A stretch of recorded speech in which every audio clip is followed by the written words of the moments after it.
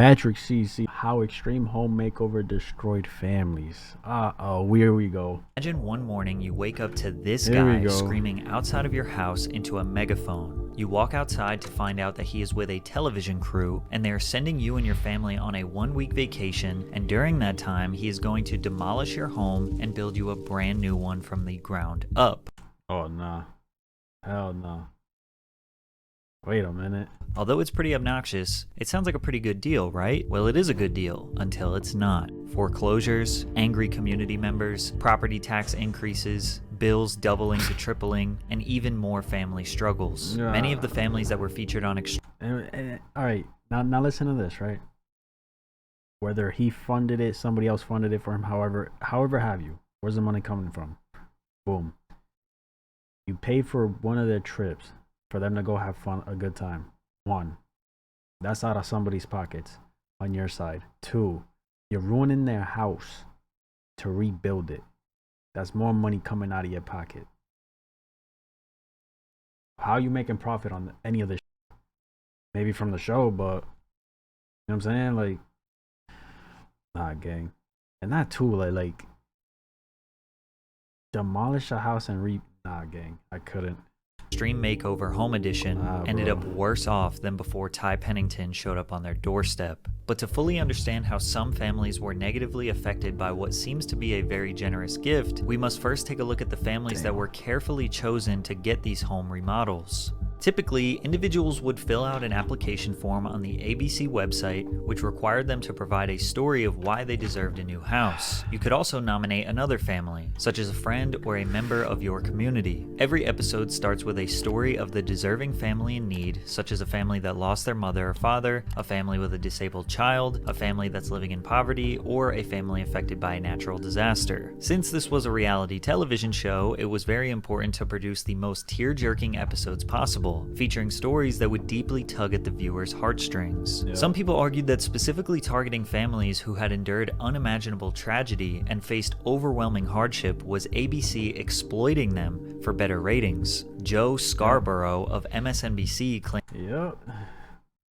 The more they do that, the more money they make, the more views they bring in, the more everything to benefit them. that Extreme Makeover has a secret wish list of victims the show is trying to hunt down. They want to find a family who has multiple children with Down syndrome. They want to find a child with a rare condition that causes rapid aging and death. They want to find an extraordinary mom or dad who's diagnosed with Lou Gehrig's disease. Now, if the show was aggressively targeting these people, sure, that's a bit weird, especially because it's likely for the TV ratings and not for charity. However, it is still a good deed. Plus, if they helped out middle-class families or ones... It's a good deed, but it ain't genuine. At that point, with that motive, it's not genuine, bro. It's not genuine. Charity. However, it is still a good deed. Plus, if they helped out middle-class families or ones that seemed like they weren't that bad off, they would be criticized for not focusing on a more deserving family. I don't think Home Makeover is taking advantage of the families. However, I do think that monthly subscription sites take advantage of you and know that most people forget to cancel their subscriptions. Well, today's sponsor, Rocket Money, is here to help. Rocket Money is an all-in-one finance platform that helps you save more and spend. Find the provider.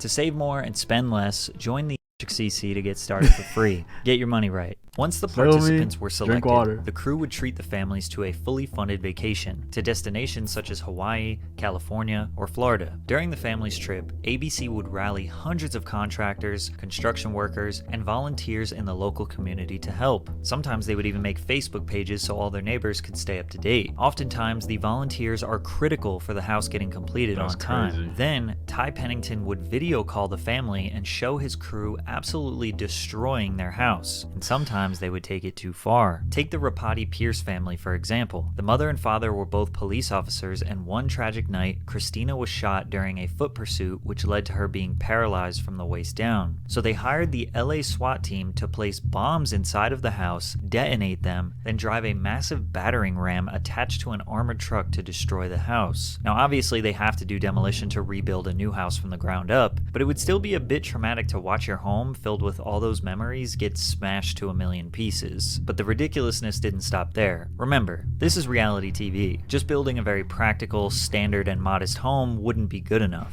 So the carpenters and designers were pushed to create increasingly elaborate designs and gimmicks to boost ratings, such as this airplane-themed Why is that giving a pimp my ride feeling, bro? Create increasingly Pimp my ride feeling. What are you guys on? elaborate designs and gimmicks to boost ratings, such as this airplane-themed bedroom with bags of peanuts as curtains, this very small backyard that was converted to a miniature go-kart track. How many trips around that go-kart track would a kid be able to do before they get absolutely sick of it? Why not a playroom with a ball pit containing 27,000 plastic balls? And my personal favorite, a teenager's room entirely made out of duct tape. Desk. I have a bedspread and a pillowcase made out of duct tape. The designers would take one small facet of their personality and dedicate the entire bedroom to it. Like this toddler who said he wants to be a cardiologist when he grows up, so they put EKG signals on the walls and a dresser designed to look like a human heart. Rooms like this seem very difficult to age in, and the tacky designs would actually take a considerable amount of effort to change. But sometimes it wasn't just tasteless designs. They would actually create... Oh, sorry. I get that you was trying to go for like the interest side of things, but that's fucking corny, bro. Like Patrick said, this shit does not age well, bro. Imagine you getting a room like this, 5 years old. You're fucking happy. Couple months, years later go by. I don't like this. You know what I'm saying? What is this? Imagine still living with your parents, 18, 19, 20. You're older, bro. You're older. You feel me? And you got your girl pulling up or your man's pulling up and they looking at this like, what the fuck is this childish shit going on here? Considerable amount of effort to change. But sometimes it wasn't just tasteless designs. They would actually create new responsibilities that the family may not have even wanted. For example, this teenager got a jacuzzi that took up half the bedroom. Could you imagine your room constantly smelling like hot chlorine water? The cost to maintain a jacuzzi is only about $20 to $40 per month in sanitizer and chemicals, but even doing the maintenance is a burden that maybe nobody wanted. Just draining that water every 3 to 4 months like you're supposed to would be incredibly inconvenient. Another thing they did often was add huge fish tanks or animal habitats, like this boy's room that looks like the reptile section at a pet store, complete with frogs, turtles, and lizards. Buying pet food, supplies, and cleaning the tanks is even more important because it will literally kill the animal if you don't.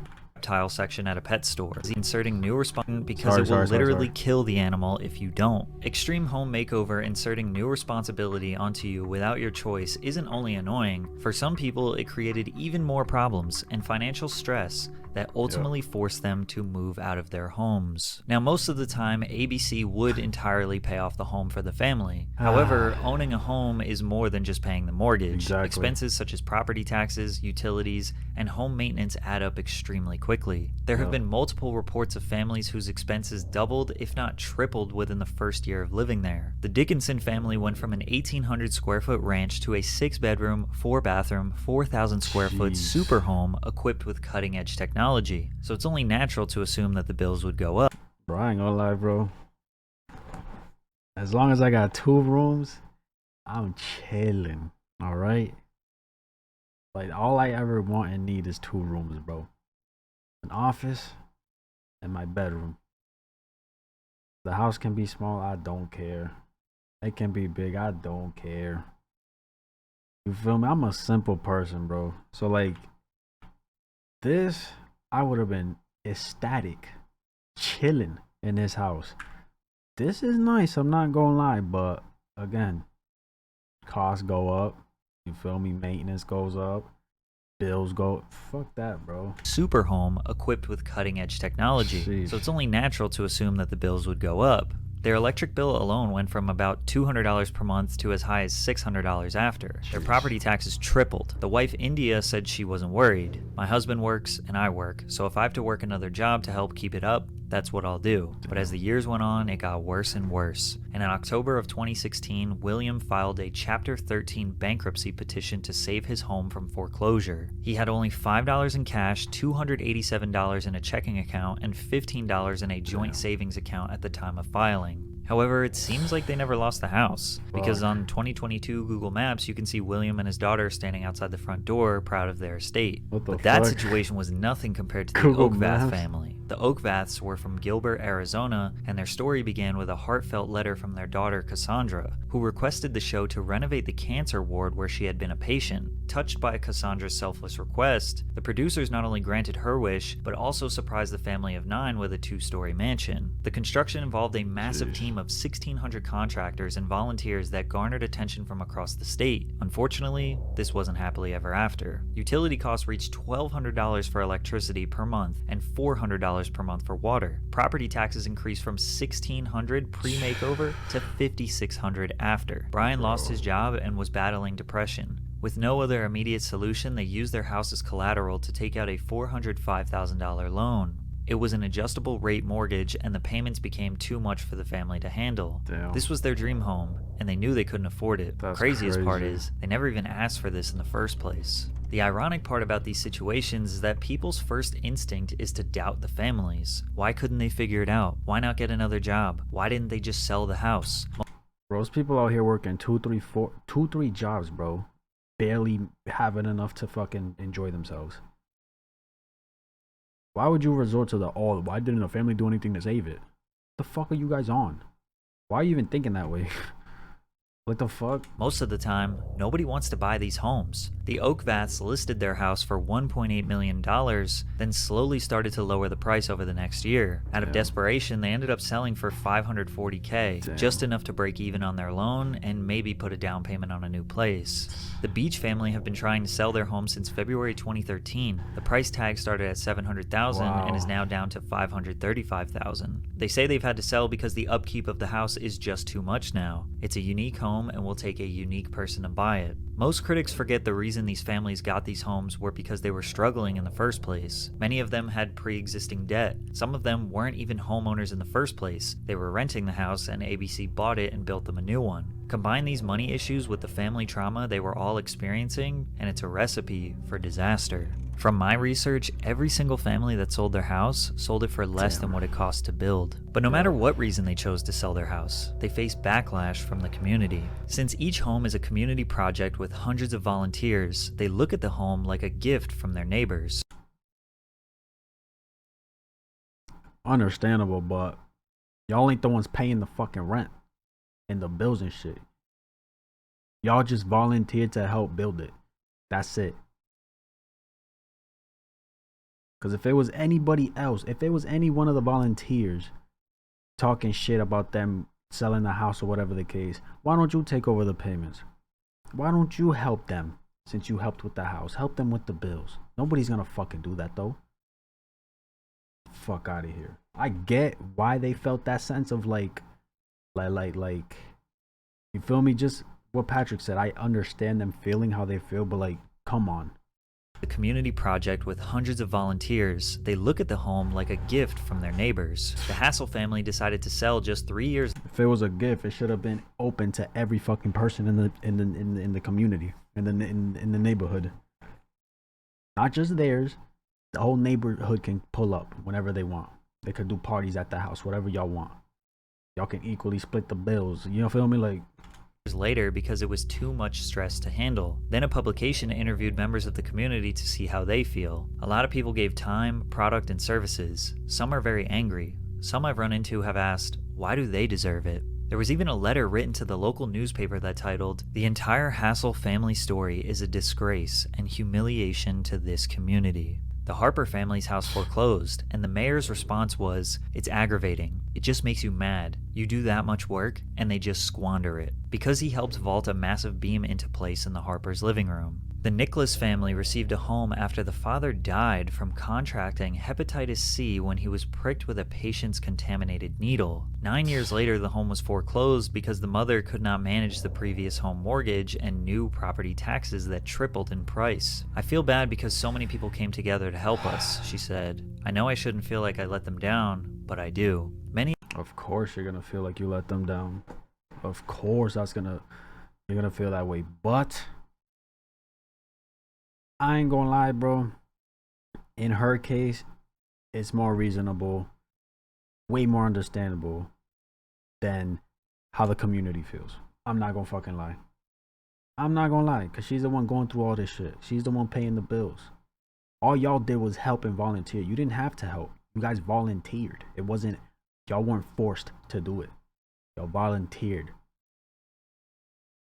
Many of the families feel guilt and shame that they couldn't live happily ever after. Most of them don't want to sell their houses, but the financial stress and family tragedy is overbearing. As the years went on, ABC scaled back their projects because so many homes were being foreclosed on. They eventually realized these over-the-top charity acts were too extreme to be truly helpful, but then their ratings dropped since the homes weren't extreme enough for TV, which led to the show being canceled in 2012. I also noticed that they only have a small selection of episodes available on Hulu today, and all of the families who went on to sell or get foreclosed on got their episodes removed from streaming services. It turns out when you find a broken family facing hardship and financial problems, build them an extremely oversized home with ugly interiors in the middle of a neighborhood surrounded by other homes not even worth half as much as the new one they just built, it ends up doing more harm than good.